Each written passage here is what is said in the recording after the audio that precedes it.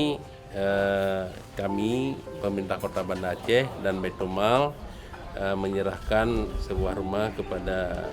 Bapak Syarul Maris, warga Kampung Jawa, rumah layak huni,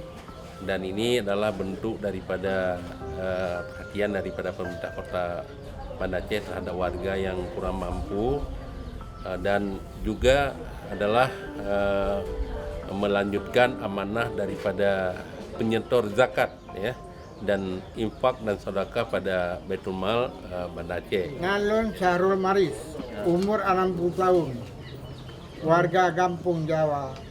Kecamatan Kutaraja, Kota Banda Aceh,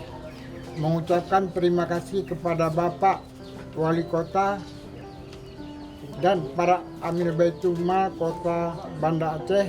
yang telah memperhatikan kami dengan memberikan bantuan rumah layak huni. Semoga Allah SWT memberikan kesehatan dan kekuatan dalam melaksanakan tugas-tugas mulia. Juga tidak lupa kami mengucapkan banyak terima kasih kepada semua saudara-saudara kami Muzaki yang telah